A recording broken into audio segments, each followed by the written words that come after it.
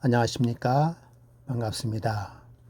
마태복음 연구 29번째 시간입니다. 오늘은 여전히 마태복음 13장 가시덤불에 떨어진 씨에 대해서 생각해 보도록 하겠습니다. 지난주에는 뭘까요? 그렇죠. 돌밭에 떨어진 씨입니다. 돌이란 것이 뭐라고 얘기했죠? 우리의 마음속에 가지고 있는 이기심의 마음을 돌밭으로 이야기하고 있습니다. 돌밭에 떨어진 씨, 그 돌밭은 돌밭 위에는 진흙이 살짝 깔려 있습니다. 그래서 처음에는 씨앗이 잘 내리다가 얼마 가지 못해서 씨앗이 발아하여서 그 뿌리를 내리는 데에 돌밭 때문에 방해를 받죠. 그 돌이 무엇입니까? 바로 이기심. 나 자신을 생각하는 자아사랑, 이기심을 이야기한다라고 말씀했습니다. 그래서 그 돌밭을 완전히 갈아엎지 않으면 안 되죠. 그 돌밭은 우리의 힘으로 갈아엎을 수 없습니다. 어떻게 해야 될까요? 네, 거듭나야 된다라고 얘기했습니다. 완전히 드러내지 않고서는 되지 않는다라고 얘기하고 있습니다. 예, 그래서 온전히 너희가 거듭나지 아니하면 하나님의 나라에 들어갈 수 없다라는 말과 똑같은 이야기가 되고 있습니다. 사도 바울은 얘기하고 있습니다. 나는 날마다 죽노라. 여러분, 날마다 죽노라는 의미는 날마다 거듭난다라고 하는 의미와 똑같은 이야기가 되겠죠. 예, 오늘 먼저 가시덤불에 떨어진 씨 마태복음 13장에 있는 말씀을 읽어드리도록 하겠습니다. 마태복음 13장 4절에 있는 말씀. 뿌리새 더러는 길가에 떨어짐에 새들이 와서 먹어 버리고 5절 더러는 흙이 얕은 돌밭에 떨어짐에 흙이 깊지 아니하므로 곧 싹이 나오나 6절에 해가 돋은 후에 타서 뿌리가 없으므로 말랐고 7절 더러는 가시떨기 위에 떨어짐에 오늘의 주제 이야기입니다. 가시떨기 위에 떨어짐에 가시가 자라서 기운을 막았고 라고 얘기하고 있습니다. 자, 여기서 가시떨기라는 의미는 뭘 얘기할까요? 여기서 가시라고 하는 것은 악한다라고 해서 열매 없어서 쓸모없는 것을 가리킬 때 유래된 말입니다. 특별히 가시라고 하는 것은 악을 행하는 자, 이스라엘의 적, 저주, 황폐함 등을 이야기하고 있는데요. 본문에서는 천국 복음에 대한 신앙적 요새에서 복음의 씨의 기운을 꺾어버리는 모든 것을 가시라고 표현하고 있습니다. 여러분, 밭의 특징은 뭘까요? 밭은 스스로 지력을 가지고 있습니다. 그러므로 밭에 심겨져 있는 씨앗은 자동적으로 뭘 하게 되는 것이죠? 씨앗은 바로 발화를 하게 되는 것입니다. 그런데 가시의 방해로 씨앗의 싹이 잘 자라지 못하게 하는 상태를 말하고 있는 것이죠. 이러한 상태는 예수를 믿기는 오래 믿었으나 믿음의 열매를 맺지 못하는 성도를 가리키게 되는 것입니다. 복음의 씨가 떨어졌지만 변화는 일어나지 않고 종래의 습관과 행위, 죄된 행위를 버리지 못하고 사단의 특성들을 우리의 가슴속에서 끊어버리지 못한, 그래서 아직 발화된 씨앗이 이제 질식할 것만 같은 그런 상태, 가시가 돋아내서 곡식을 덮어 마침내 죽게 만들어지는 그런 상태, 그러한 신앙 상태를 이야기하고 있는 것입니다. 자, 여러분,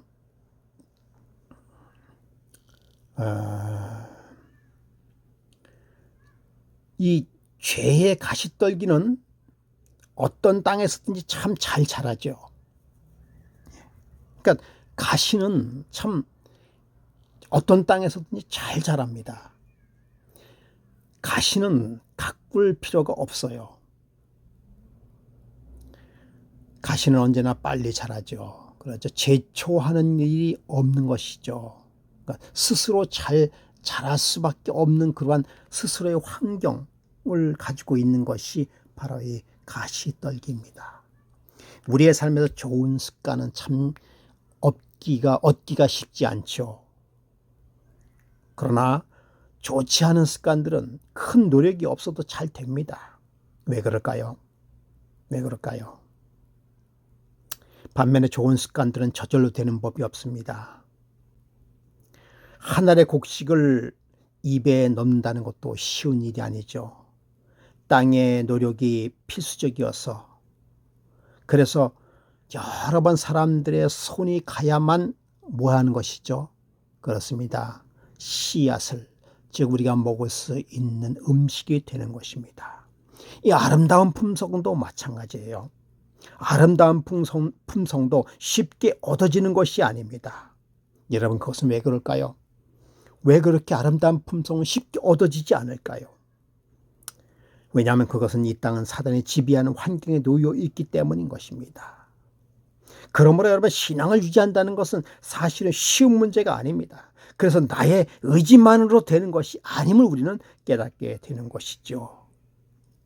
하나님을 믿는다는 것, 하나님을 믿는다고 고백하고 복음을 믿고, 그리고 복음으로 말미암아 성경에 나타나 있는 그 복음의 씨앗이 싹이 나서 자라고, 그리고 열매를 맺는다는 것은 그렇게 단순한 문제가 아님을 우리는 알 수가 있는 것입니다. 그렇다면 여러분, 가시는 무엇일까요? 가시는 도대체 무엇을 얘기하는 것일까요? 성경은 그 가시에 대해서 설명을 하고 있습니다. 마태복음 13장 22절에 그 가시에 대하여 말하고 있는 것입니다. 읽어드리겠습니다.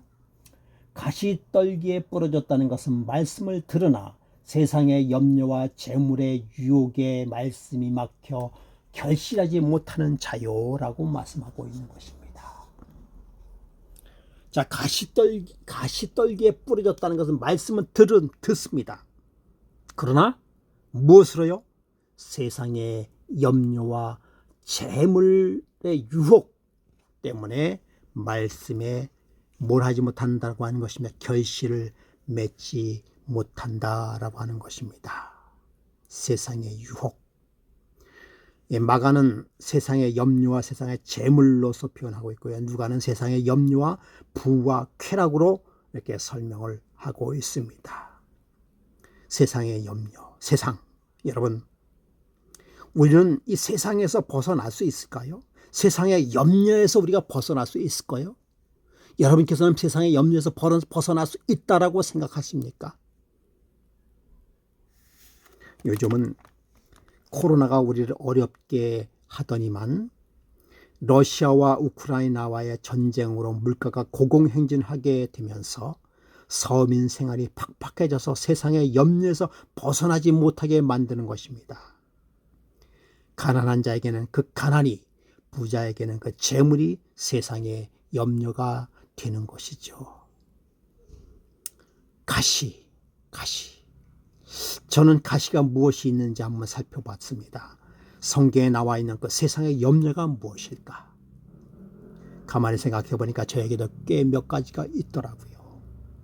첫째는 자녀에 대한 염려가 있습니다. 이제 막 결혼을 시작하고 또 결혼을 해야 하는 그 자녀들이 과연 이 세상을 어떻게 살아갈 수 있을까 하는 염려가 저의 염려로 자리 잡고 있습니다. 그리고 또 손자가 생겼어요. 손자, 손녀가 생겼는데 이 손자, 손녀, 저의 이 1대, 2대째의 그 아이들이, 손자, 손녀들이 과연 앞으로 어떻게 살아갈 것인가에 관한 염려도 솔직히 있습니다. 그리고 요즘에 저의 염려에서 아주 매우 큰 부분을 차지하는 부분이 있는데 그 부분이 바로 노후 문제입니다. 여러분, 노후 문제 걱정 안 되나요? 모르겠습니다. 저는 걱정이 되고 있습니다. 과연 노후, 앞으로 30년을 더 살아야 되는데 무엇을 어떻게 먹고 살아야 되는 것인가 하는 문제 솔직히 염려하고 있습니다.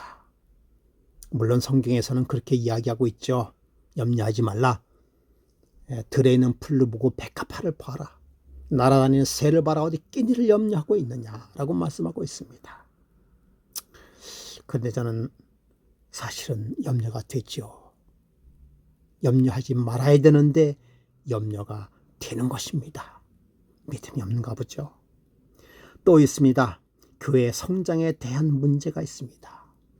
과연 우리 금옥교회가 어떻게 성장 발전할 수 있을까? 그 성장에서 사택 문제는 과연 어떻게 해결되어야 되는 것인가? 라고 하는 문제를 생각해 보게 되는 것입니다. 그래요. 사실은 염려해서 되는 것 아닙니다. 그럼에도 염려가 솔직히 되죠. 염려가 되어야 그 염려를 하나님 앞에 맡길 수도 있다라고 생각이 들고 있습니다. 결과적으로는 이 모든 염려를 다 하나님 앞에 맡겨야죠. 내가 알아야 맡기지 않습니까? 무엇을 염려하고 있었는지 알아야 맡기지 않을까요? 그냥 저에게 염려에 대한 변명이랄까요? 그렇습니다. 예. 이러한 것들이 세상의 염려가 되는 것이죠. 두 번째는 뭡니까? 재리의 유혹입니다. 재리의 유혹. 조금 전에도 말씀을 드렸습니다마는 가난한 자는 가난한 대로, 또 부한 자는 부한 대로 재물에 대한 유혹을 갖게 되는 것입니다. 여기서 재물에 대한, 재리에 대한 유혹이란 것은 도대체 뭘까요? 부한 사람이 더욱 많은 재물을 가지고자 하는 욕망, 그것도 볼 수 있습니다. 이것은 건전한 욕구라기보다는 재물을 쌓아두려는 어리석은 부자와 같은 상태를 말하고 있는 것이죠. 재물에 대한 사랑은 사람을 유혹하고 기만하게 하는 힘이 있다라고 증언의 말씀에서 이야기하고 있습니다. 보통 우리는 재물을 주는 능력은 누구에게 있다라고 얘기하고 있습니까? 하나님께서 있다라고 얘기하고 있죠. 그래서 여기서 재리에 대한 유혹이라고 하는 것은 사실은 재물을 내 힘으로 얻고자 하는 마음, 그것을 이야기하는 것입니다. 그래서 재물을 얻으면은 그 재물의 능력이 하나님께서 온 것이 아니라 누구에게 왔다고요? 내게 왔다고, 내 자신에게 왔다라고 생각하는 것이 재리의 유혹이라고 볼 수가 있는 것이죠. 그래서 신명기 8장 17절에 이렇게 이야기하고 있습니다. 내 능력과 내 손의 힘으로 내가 이 재물을 얻었다라고 말씀하고 있습니다. 이것은 곧 재물에 대한 유혹이 되는 것입니다. 여러분, 재물이 반드시 유혹만 주는 것일까요? 예? 재물이 반드시 유혹만 주는 것일까요? 인류를 위하여 많은 헌신을 했던 사람들이 있습니다. 그렇죠. 한국에서는 정주영 회장님, 이병철 회장님, 세계적인 사업가들, 빌 게이츠, 애플사의 스티브 잡스, 이분들의 삶이 이기적인 삶만 살았을까요? 글쎄요, 모르겠습니다. 어떻게 보면 자기 자신들이 가지고 있는 자기의 사업들을 키우기 위한 이기적인 마음을 가지고 있었는지는 모릅니다. 가지고 있었겠죠. 욕심이 있었겠죠. 그러나 그럼에도 불구하고 그들은 온 인류에 미치는 영향력이 대단히 큰 것도 사실인 것입니다. 그렇게 본다면 이 재물의 유혹이라고 하는 것은 많고 적음에 있다기보다는, 그 재물의 양이라기보다는 그 재물에 대한 지나친 욕심이라고 볼 수 있는 것 아니겠습니까? 여러분, 재물 싫어합니까? 저는 참 좋아합니다. 너무 좋아하고 있어요. 재물에 신경 많이 쓰고 있습니다. 그래서 오늘의 말씀이 필요하지 않을까요? 가시덤불과 재물의 유혹. 많다고 해서 재물의 유혹만 가지고 있고 적다고 해서 재물의 유혹을 가지고 있지 않은 것 아닙니다. 여러분도 잘 아시죠? 많고 적음의 문제가 아니라 재물에 대한 지나친 사랑의 문제입니다. 다시 말씀드리면 재물의 근본적인 재물을 주시는 하나님의 누구인가를 망각해버리고 재물이 오직 내 힘으로 내 능력으로 얻을 수 있고 얻었다라고 생각하는 것, 그 자체가 재리의 유혹이 아닌가 그렇게 생각이 듭니다. 가시덤불 없어져야 되죠. 없어져야 됩니다. 가시덤불이 없어진 밭이 된다라고 하는 것은 변화를 의미하고 있는 것입니다. 변화. 변화하지 않으면 죽는 것이죠. 여러분, 이 이야기가 누구에 관한 이야기예요? 무엇에 관한 이야기입니까? 천국에 관한 이야기입니다. 저와 여러분의 천국에 관한 이야기를 말하고 있는 것입니다. 그 가시덤불 같은 그러한 것이 우리의 삶에서 거쳐지지 않는다고 한다면 우리는 천국을 소유하고 천국의 백성이 되기에 부적합할 수 있다라고 하는 것입니다. 그러므로 우리는 뭐 해야 된다고 하는 것입니까? 변화해야 된다라고 하는 것입니다. 변화. 참 마음에 부담이 되는 일입니다. 변화가 잘 되지 않기 때문입니다. 그렇죠. 좋은 방향으로 변화해야 된다고 하는 것입니다. 그러므로 재리의 유혹과 세상의 염려에 빠진다고 한다면은 통합적으로 우리 몇 가지 특징을 얻을 수가 있습니다. 첫째는 하나님의 끊임없는 신뢰를 의지하지 않는다. 세상의 염려와 재리의 유혹에 빠진다고 한다면 하나님을 끊임없는 신뢰를 의지하지 않아요. 자기의 짐을 하나님께 맡기지 못합니다. 그러므로 결과적으로는 세상의 염려와 재물에 대한 유혹에 의하여 오히려 그분을 떠나게 되는 그런 결론을 갖게 되는 것이죠. 안타까운 일입니다. 안타까운 일이에요. 두 번째는 재물과 세상을 모으는 일에 몰두하게 됩니다. 그 자체가 잘못된 것은 아니고요. 모든 정력을 그들의 사업에 바치기 때문에 영적 사물에 대하여 등한히 하게 된다라고 하는 것입니다. 여러분, 우리는 여러 가지 핑계를 댈 수 있죠.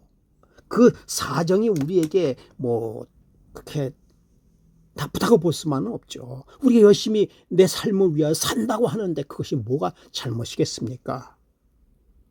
그런데 지나치게 거기에 몰두하다 보면 무슨 일이 벌어질까요?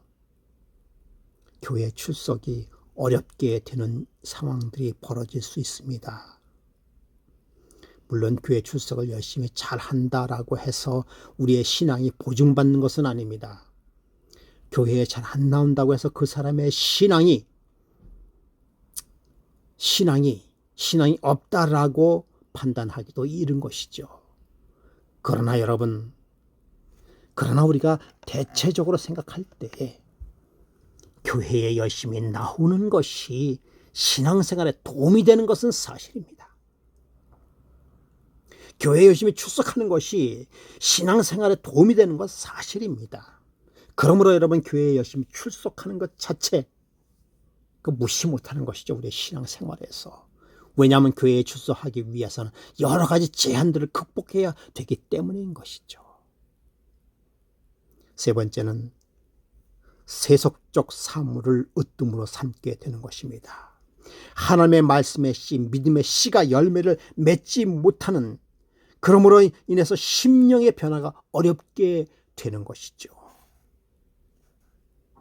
결과적으로는 천국 복음에서 떠나게 된다라고 하는 의미를 갖게 되는 것입니다. 네 번째, 다른 사람들의 유익을 위하여 일하고 있지만은 책임이 너무 커서 하나님께 기도하고 예배할 시간이 없는 것입니다. 그래요, 우리가 교회 일도 마찬가지일 수 있어요. 우리가 교회 일을 한다라고 하면서 열심히 일한다고 하면서 열심히 준비한다고 하면서 개인적인 하나님과의 교제의 시간이 없을 수 있다라고 하는 것은 참으로 안타까운 일이 아닐 수가 없는 것이죠. 그래요, 저도 설교를 준비하면서 설교 자체가 나의 일이 되어서는 안 된다라고 생각하고 있어요. 이렇게 생각하는 것은 설교가 나의 일이 되기 때문에 그렇습니다. 그럼에도 불구하고 설교 준비를 한다라고 하는 것은 큰 특권이라고도 생각합니다. 왜냐하면 설교 준비를 하면서 많은 시간 성경 말씀을 생각하고 또한 말씀을 묵상하며 하나님의 성령의 음성을 듣기 위하여 기도하고 있다는 사실 자체가 커다란 신앙적 유익을 바라볼 수 있게 되기 때문인 것입니다. 여러분, 우리가 어차피 이 땅에 살면서 우리의 생명을 이어나가고 있는 것이죠. 내일 말씀을 드리겠습니다마는 우리의 육적인 생명도 이어나가기 위하여 얼마나 많은 노력을 하고 있습니까? 거기에 노력에 비해서 우리의 영적인 생명을 이어나가게 하기 위한 우리의 시간과 우리의 노력은 얼마나 될까요? 이제 그 처방전을 생각해 보겠습니다. 어떻게 해야 될까? 여러분, 첫 번째는 하나님의 지배하에 우리의 마음을 두는 것입니다. 하나님 지배하에 우리의 마음을 두는 것. 어떻게 마음을 둘까요? 우선 여러분 고백하시기 바랍니다.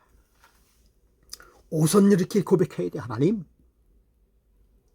저는 이 시간부터 나의 삶과 나의 마음의 모든 것을 하나님 지배하에 두기를 원합니다. 주님께서 이끌어 주시옵소서라고 기도하는 것 매우 중요한 것입니다. 지금 상황은 그렇게 되지 못하고 있어요. 지금 상황은 그게 잘 안 될 수 있습니다. 아니, 안 되고 있어요. 그럼에도 불구하고 그럴지라도 하나님 앞에 맡기시기 바랍니다. 나의 잘 안 되는 이 자체도 하나님 앞에 맡기셔야 되는 것이에요. 그렇게 맡길 때 저는 분명히 여러분들에게 말씀드릴 수 있습니다. 어느 순간에 나의 삶과 나의 모습이 주님께서 원하시는 모습으로, 원하시는 삶으로 바뀌어져 가고 있다는 사실을 깨닫게 되는 것이죠. 그런데 여러분, 그때마다 우리의 삶 속에서 의식하는 때가 있을 것이에요. 고비가 있을 것입니다. 분명히 그때가 있어요. 이때 내가 정말 나의 자유의지를 가지고 선택해야 하는 때가 있다라는 것을 여러분 느낄 때가 있을 것입니다. 그때에 여러분의 선택을 어떻게 하느냐에 따라서 여러분의 삶이 영생의 삶이 되느냐 아니냐가 결정되는 중요한 시기인 것입니다. 여러분, 그때가 되면은 하나님의 말씀에 순종하며 하나님께 모든 것을 맡겨버리시기 바랍니다. 그래서 두 번째는 성령의 도움을 받는 것입니다. 성령으로 말미암아 품성이 세련되고 고상하게 되어지며 자라나게 될 것입니다. 여러분, 우리가 그 모든 어려운 상황들을 다 돕기 위하여 성령님께서 우리를 위하여 준비하고 계시다는 사실을 여러분 기억하시기 바랍니다. 성령의 도움을 받으시기 바랍니다. 성령의 능력을 체험하시기 바랍니다. 말씀을 드렸죠. 그 성령의 능력의 체험이 반드시